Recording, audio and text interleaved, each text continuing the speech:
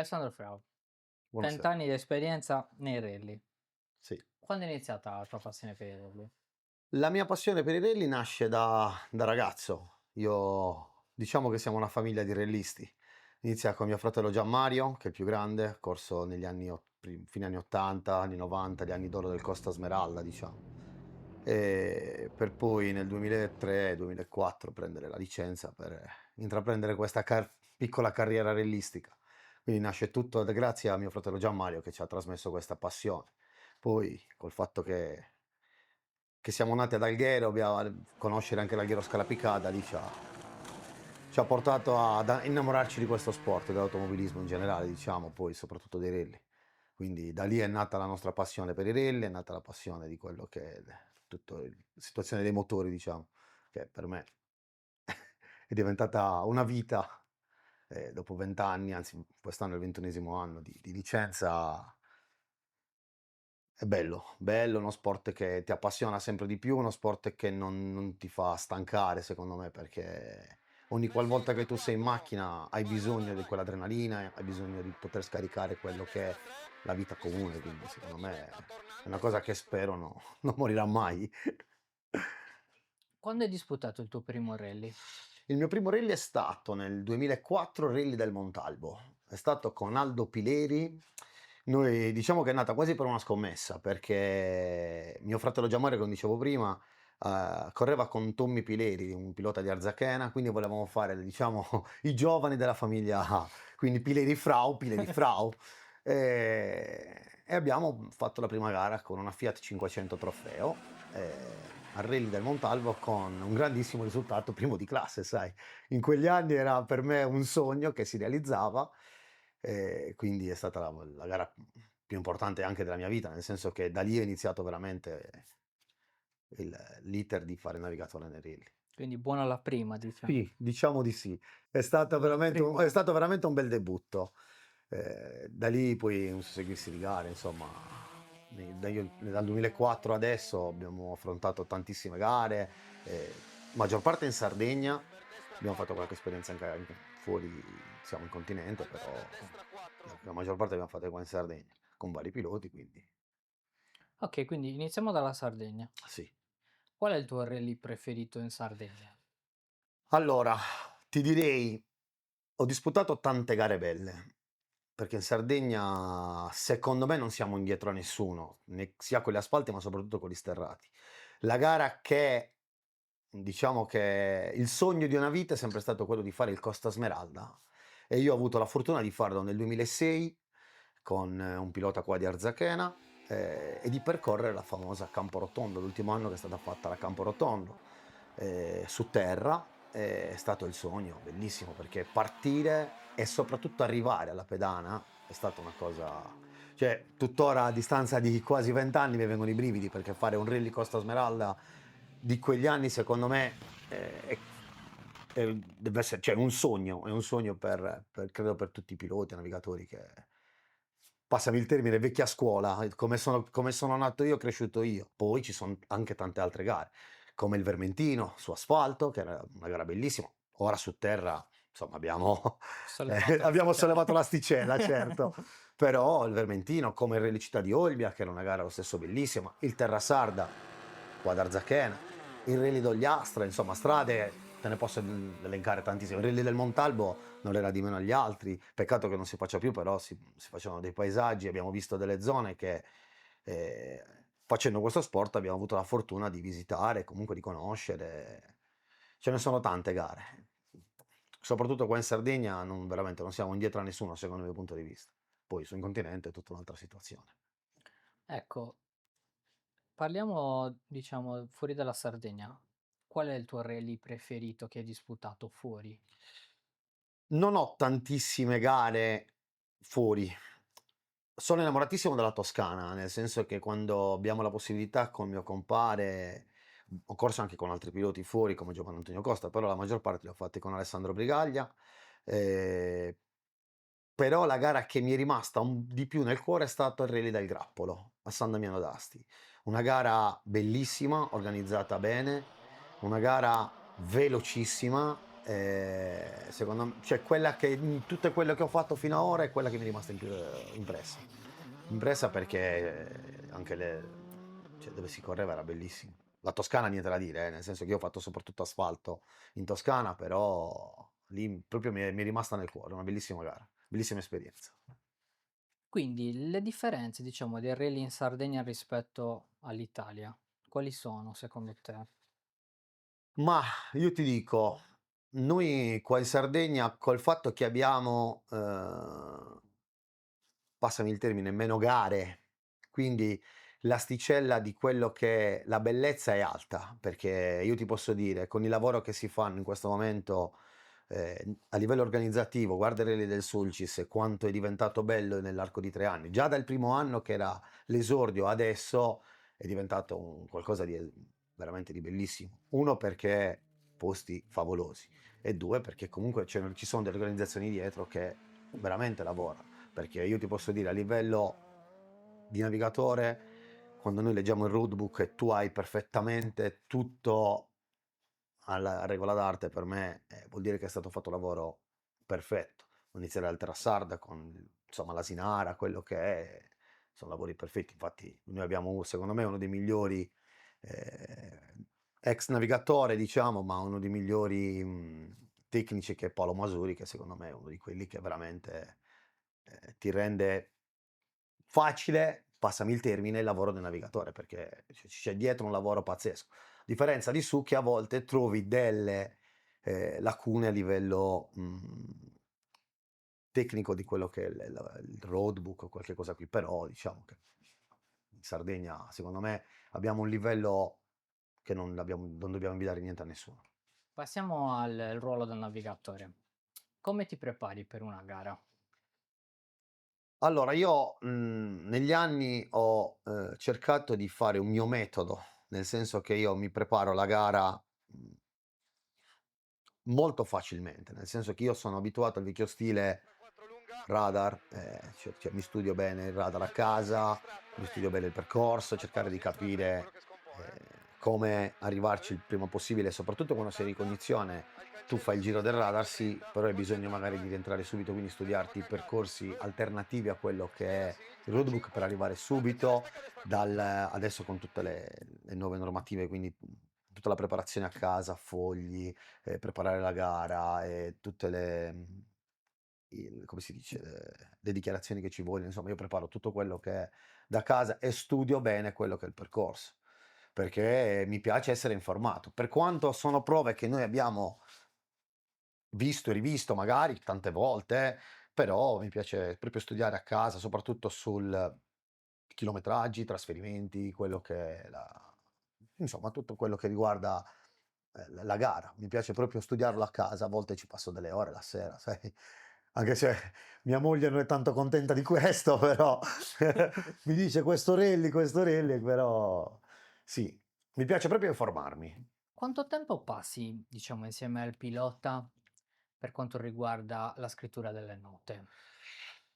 Allora, diciamo che tanto è inutile negarcelo. Si va sempre prima della gara. È inutile, io sono di quelli che tanto, mi conoscono tutti nell'ambito realistico isolano, quindi non c'ho niente da nascondere. Si va magari la settimana prima per andare a scrivere le note e cercare di capire dove si passa e poi si fanno le ricognizioni regolamentari perché è giusto che si vada realmente con il radar, con il roadbook e si segua alla lettera quello che è la gara. Però diciamo che il rapporto col pilota soprattutto è fondamentale all'interno dell'abitacolo. Devi essere cioè tu ti devi fidare ciecamente di quello che è la persona. Io adesso quest'anno ancora no, però corro dagli ultimi anni, dal 2016 a questa parte, con Alessandro Brigaglia. Diciamo che prima avevamo bisogno di andare a provare magari una volta in più, dico la verità. Adesso abbiamo adottato il sistema di note e 2 passaggi, perché comunque lui si fida di me, si fida della sua nota, perché comunque quello che io vado a dire è la sua nota, quindi è una cosa soggettiva del pilota, non è una cosa che io scrivo per conto mio. Io quello che leggo è soltanto una cosa che lui mi detta. Quindi lui si fida molto della sua nota e si fida di quello che dico io, che leggo io. Quindi ti dico, adesso quasi diciamo le facciamo regolamentari, si sta il tanto della gara. Ecco, questo è il quanto. Per il resto è difficile che, soprattutto quando vai fuori in continente, non hai il tempo di poter andare su la settimana prima, 2 settimane prima. Si va prima e io vado, siamo abituati a partire il giovedì dalla Sardegna, venerdì mattina notte ricognizione, insomma notte 2 passaggi e si va in gara. Quindi Sabato parti poi. esatto.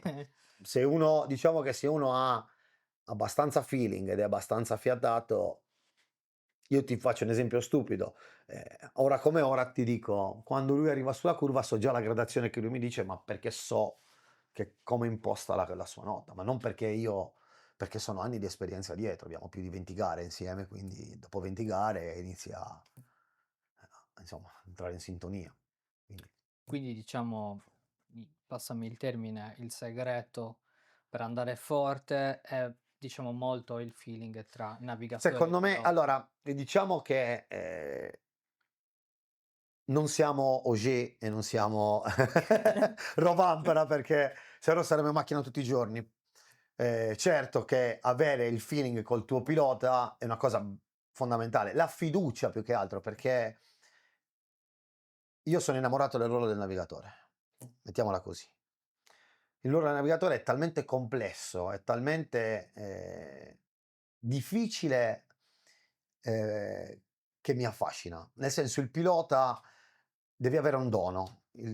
Essere un pilota deve essere un dono, la velocità, l'istinto, la freddezza. Mentre essere navigatore è la stessa cosa, però non guardando la strada, che non è facile. Perché tu ti devi fidare di quello che fa il pilota, come lui si deve fidare di quello che dici tu. Quindi ti dico, il feeling ci vuole anche l'esperienza giusta per poter andare in macchina con qualcun altro, nel senso che negli anni a me è capitato di fare dei debutti, mi è capitato di fare dei ragazzi giovani, mi è capitato di fare anche gare con persone grandi che erano la prima gara. Quindi spiegargli come funziona, mettere in pratica quello che mi è stato insegnato a me, metterlo in pratica agli altri. Però in macchina avere un feeling è molto importante, secondo me. Poi ripeto, puoi avere la gara X che vai con il pilota X, lui sai che va forte, però tu devi essere lì pronto ad ogni evenienza. Cioè, lì devi mettere la tua professionalità in maniera da metterlo a suo agio con te in macchina. Di fargli capire, ok, fidati di me, non ti preoccupare, però tu ti devi fidare di me nello stesso tempo. Perché c'è il pilota che si fida e non ha i problemi, c'è il pilota che va a memoria. E questa cosa quando si è in macchina in 2 vuol dire che c'è qualcosa che non va tra i 2. E questa è una cosa che deve essere troppo importante, cioè il pilota e il navigatore devono essere insieme, uno si deve fidare dell'altro.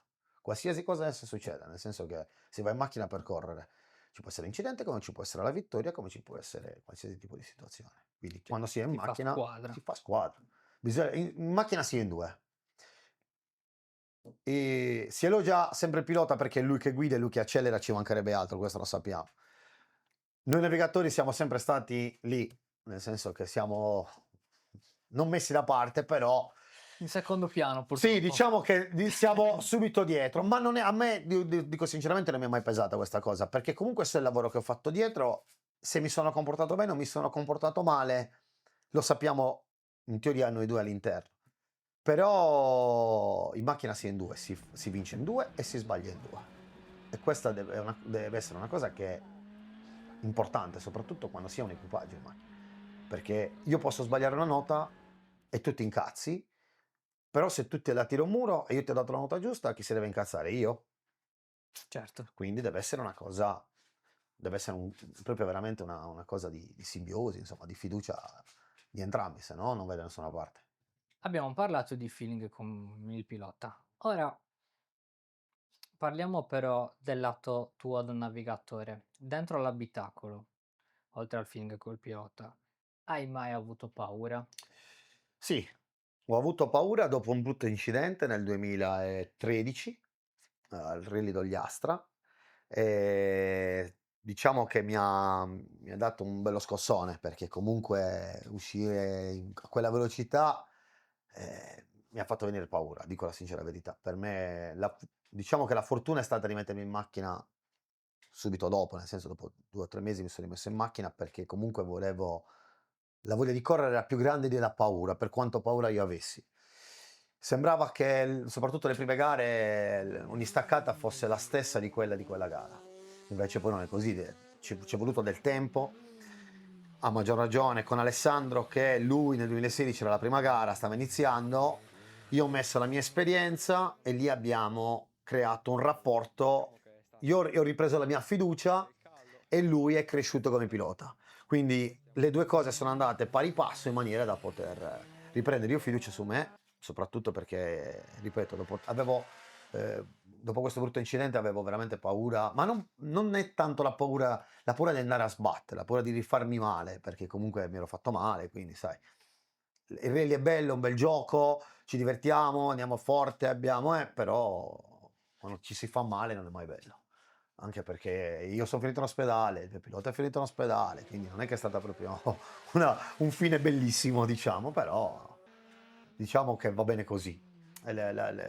Con l'andare del tempo ho riacquisito la mia fiducia, ho riacquisito la fiducia di quello che è l'equipaggio in macchina, anche la velocità, la paura della velocità, la paura di quello che era, sai, la classica staccata che sembra che non freni mai, sembra che perché tu poi le sensazioni che tu hai a destra se tu hai paura son brutte, sembra che lui non freni mai, sembra che lui sia sempre più veloce, invece poi alla fine lui sa benissimo cosa sta facendo, lui pilota, parlo in generale, Diciamo è più tutto amplificato. Sì, diciamo che se tu vivi un'esperienza così poi ci sono quelli, ci mancherebbe altro, guarda quelli del mondiale, fanno capottoni e il giorno dopo sono a velocità estreme. Ripeto, noi non facciamo quello di lavoro, quindi magari. Però sì, diciamo che puoi avere il timore, perlomeno io parlo per me, ma penso che la maggior parte dei navigatori comunque possa aver avuto questi piccoli timori. E io l'ho superato man mano. Per fortuna mi sono riseduto in macchina e per fortuna il mio percorso è continuato. Adesso dopo tante gare ti dico, è una figata, nel senso che la velocità adesso, cioè, ti rendi conto veramente, a parte che vabbè, tutto cambiato anche da tanti anni fa, le macchine, cambiate i sistemi di macchine, prima correvamo con le macchine legate col fil di ferro, adesso corriamo con le macchine serie, diciamo che è tutto cambiato, però C'è più sicurezza. sì, molta più sicurezza, molta, molta, molta, perché tu hai le macchine più veloci sì, ma anche più sicure. Perché prima si correva con le macchine fatte in casa, e passami il termine, si scucivano, nel senso che veramente si scucivano. Adesso sono macchine da corsa, cioè, per quanto siano aumentate le velocità, però sono anche macchine molto più sicure, secondo me, E adesso la sicurezza è molto fondamentale. Cioè è bello correre con le macchine vecchie, ma con le macchine nuove è tutta un'altra storia, cioè ti rendi conto proprio di quanto si può andare forte, di quanto vai bene e tutto. E ti senti molto più sicuro. Adesso passiamo alle tue emozioni prima di una gara. Mh. Le mie emozioni prima di una gara, Come la vivi? diciamo che io sono allora, partiamo dal presupposto che chi mi conosce, che è nell'ambito del rally da tanti anni, mi chiama il casinista della situazione, perché io sono quello che dà carte a tutti e rompe i coglioni a tutti, mettiamola così.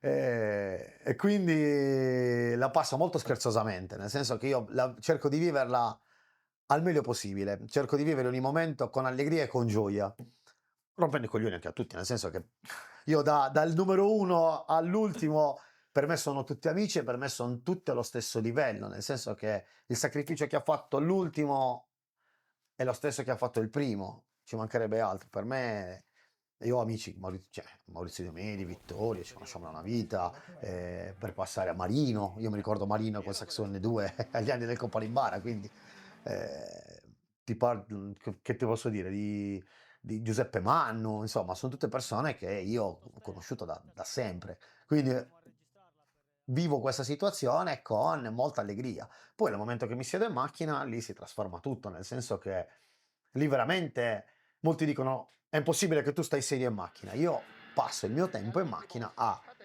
controllarmi il radar, la tabella di marcia, che tutto sia al suo posto, cioè che tutto funzioni come deve, le mie note, quello che tutto, cioè tutto l'iter che fa un navigatore. Perché, ripeto, l'importanza di fare il navigatore, perché dietro c'è tutto un iter di preparazione. Cioè, ci deve essere il roadbook preparato bene, ci deve essere il quaderno che sia sistemato bene e la tabella di marcia che non la devi assolutamente perdere, se no siamo rovinati. Cioè, la borsettina devo mettere sempre nel mio posto. Ci sono quelle cose che devono essere giuste. Poi l'emozione più grande me la dà, vabbè, la pedana di partenza, soprattutto quando fai di casa, Arzachena è casa nostra, quindi ti puoi immaginare se Direi proprio di sì. direi che la famiglia, i figli, quindi ti emozioni. Diciamo che l'emozione più grande è l'adrenalina, non l'agitazione, però quello che è veramente il vivo della gara mi viene 30 secondi prima, quando mi restituiscono la tabella, prepariamo che ci siamo, si parte. Quando c'è il semaforo lì, allora concentrazione massima perché tutto deve funzionare. Diciamo Perché che lì tu cambi modalità. sì, cambi modalità, ma diciamo che sei quasi obbligato se vuoi fare le cose fatte bene, perché ok scherzare, ok ridere, ma quando si corre in macchina bisogna essere col cervello collegato. Cioè, quando si era ragazzini te ne fregavi, te ne sbattevi le balle, ok, dai, beviamo la birra, ma che cosa che cazzo ce ne frega. Invece in questa situazione, adesso ti ripeto, poi abbiamo avuto l'esperienza di correre con la Fabia, sono macchine veramente da rally, sono macchine professionali e lì l'errore lo paghi in danni, paghi in tutto, paghi in secondi se non stai attento, quindi bisogna veramente stare sul pezzo, per forza devi stare sul pezzo. E, e lì alle 30 secondi cambi proprio registro, cambi centralina e si va a fare la gara e affrontare le prove speciali come meglio credi. Poi c'è da dire una cosa, se arriva ai riordini non ce n'è per nessuno, cazzeggio totale, con tutte a prendere per il culo a tutti, eh. Diciamo che li scarichi. Diciamo che io scarico molto durante i riordini, ma perché? Perché comunque all'interno, cioè dalla partenza al riordino, tu hai, perlomeno io parlo di me, hai una concentrazione talmente alta che tutto deve essere fatto bene. Perché, ok, prova speciale, diamo le note, dobbiamo dare il meglio di noi. Però togliamo il quaderno, devo prendere il roadbook. E se io mi sbaglio un bivio perché stavo cazzeggiando, e se io sbaglio un qualsiasi tipo di cosa, se ti sbaglio un controllo orario, lì dobbiamo essere comunque devi arrivare fino al riordino, lì hai quei 20 minuti, 10 minuti, un quarto d'ora che ti puoi, tra virgolette, rilassare perché non devi lavorare. Però la concentrazione ce l'hai sempre alta. Poi le emozioni che ti provi in prova speciale, secondo me, ognuno c'ha la soggettiva. A me l'adrenalina che mi dà, la velocità, la percorrenza di curva, ti ripeto, con le macchine nuove è qualcosa di esagerato. Bellissimo, cioè, se uno non lo prova, secondo me non lo capisce. Hai un'auto preferita su cui vorresti salire? Allora, diciamo che la mia auto dei sogni è la VRC, nel senso che non penso che ci siano altre macchine che un appassionato voglia salire. Una delle mie macchine preferite è la Hyundai. Io sono un tifoso di Hyundai, nessuno me ne voglia, però per quanto all'epoca Citroen io ero fan di Loeb, come penso un sacco di persone nel mondo, però la macchina che mi piace di più in assoluto è la Hyundai. Poi ti dico, io sono un po' vintage, a me piace ricordarmi le macchine vecchie, il Daytona non ne parliamo, però nel cuore mi piacerebbe veramente fare una gara e provare la sensazione di quelle macchine, visto e considerato che mio fratello è riuscito a salirci, è la Toyota Celica GT4, che è una macchina che secondo me per gli anni 90, Pucci Grossi, Piero Longhi, Kankunen, quindi stiamo parlando di gente che l'ha portata, è una macchina pazzesca, cioè, tu vedevi un pullman che camminava come disperati, quindi secondo me è una delle macchine più belle che ci possa essere insieme alla Delta di quegli anni, che la Delta cosa vuoi dire? Delta è la regina dei rally, quindi c'è poco da dire secondo il mio punto di Non vista. gli possiamo togliere No, no, niente. assolutamente. Io ho avuto la fortuna di correre col 131 Abarth, con il Porsche, 131 è tanta roba, nel senso che è macchina storica di Silverio Lai, Però secondo me la macchina per eccellenza, soprattutto per un appassionato vintage come me, si rica di più fuori. Fai allenamenti particolari per migliorarti come navigatore anche dopo tutti questi anni di esperienza? Allora, io ti dico la sincera verità, io ho avuto un buon maestro, che all'epoca è stato il povero Nicola Imperio. Insieme a mio fratello, insomma, mio fratello mi ha dato quello che era lo spunto del navigatore, però Nicola era quello che quando mi doveva tirare le orecchie, mi tirava le orecchie, e quando c'era da dirmi un bravo, mi diceva un bravo. Ora come ora, eh, io ammiro molto il lavoro meticoloso che ci mette mio fratello Massimiliano, perché lui, a differenza mia, veramente ci studia tanto, è uno di quelli che io lo chiamo il professionista, perché ma non lo prendo in giro, noi ci prendiamo in giro, ma lui è perché è proprio così, ed è quello che mancherebbe a me. Non che mi manchi l'esperienza di poterlo fare, però il metodo, quello che è, no, ce l'ha. Ammiro molto lui, cerco di seguire i suoi consigli. Una persona di cui mi fido molto quando siamo nel rally è un Carlo Pisano, ehm, un Claudio Mele, che adesso ormai è in giro per il mondo, quindi non lo vediamo più. Ehm, Però sì, diciamo che i grandi, un po' Locotto, quando ho bisogno di qualcosa di più, vado dalle persone che so che sono più esperte di me. Ti ripeto, con Massimiliano vado a morte sicura, perché tanto lui è quello che mi dice tutto. Vado proprio sicuro di quello che sto facendo, perché intanto non c'è problema. Io sono un po' più mi organizzo il tutto, però quando ho bisogno di fare qualcosa preferisco tenerlo in casa. Quali sono le qualità che deve avere un navigatore? Questa è una bella domanda. Le qualità. Ti deve nascere, secondo me. Fare navigatore, molti, giovani aspirano a fare il pilota dei rally, correre in macchina a destra, a sinistra, è la il loro sogno. Io ti dico, il mio sogno, io ho provato a fare il pilota 2 volte, è meglio che sto a destra, per l'amore di Dio. Però il navigatore ti deve nascere, deve essere a me è venuto naturale, perché comunque anche passando al lato sinistro della macchina, mi rendo conto che il navigatore è proprio bello farlo, ma perché è complesso, perché, è uno studio, ci devi stare dietro, devi tenerti aggiornato quando puoi, nel senso, poi a livello locale, bene o male, è un po' più semplice, chi segue i campionati è un po' più complesso, chi fa gare internazionali. Fare navigatore devi essere, secondo me, prima di tutto devi essere umile di ascoltare ciò che ti dice chi ha più esperienza. Ehm, a volte capita che in qualche gara mi è capitato di qualche gara soprattutto fuori, anche qua in Sardegna, però mi è capitato di qualcheduno che peccava di presunzione e poi era il primo che ha sbagliato. Bisogna essere comunque sempre in quel livello lì. Non che non devi essere ambizioso, perché è giusto essere ambizioso, è giusto fare gli scalini che devi fare fino ad arrivare alla vetta, ci mancherebbe altro, anzi io sono il più felice del mondo. Però senza essere, passami il termine, sborone, nel senso che Certo, c'è sempre da imparare. Io ogni gara imparo qualcosa di nuovo. condivido pienamente. Condivido anche il fatto che è giusto dire che il navigatore è fondamentale.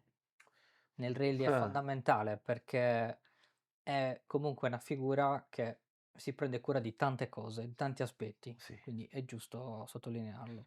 Diciamo che è il perno portante di quello che è la macchina, di quello che è la macchina organizzativa, di quello che è la macchina, l'equipaggio, di quello che è tutto. Quali sono i tuoi progetti futuri nel mondo del rally come navigatore? Allora, progetti futuri, vabbè, il sogno di un del cassetto, ma credo che non si realizzerà mai perché ci vogliono veramente tante risorse. Sai, piacerebbe partecipare al Rally in Finlandia, ma non penso che si possa fare, però sarebbe un sogno del cassetto. Progetti futuri niente, si continuerà a fare le gare in Sardegna, adesso nell'imminente c'è il Golfo dell'Asinara che correrò con Sergio Farris. Niente, spero di fare le gare qua in Sardegna, insomma, Tandalò, il Vermentino, il Terrassarda, le gare che ci sono qua. E se si riesce a fare qualche gara fuori dalla Sardegna, che è sempre una bella esperienza, è sempre una bella emozione. Poi io ormai non ambisco più a niente, nel senso che mi piace divertirmi, mi piace passare del tempo con gli amici, con le persone che ho sempre condiviso questa passione, quindi spero almeno di fare le gare di casa, diciamola così. Ok Alessandro, abbiamo finito. Io ti ringrazio per questa chiacchierata, piena di nozioni per chi alla fine vuole approcciarsi al mondo del rally, ma anche per chi fondamentalmente ascolta e vive il rally, no? Quindi per me è stata una bella chiacchierata, ti ringrazio per la disponibilità Grazie a te.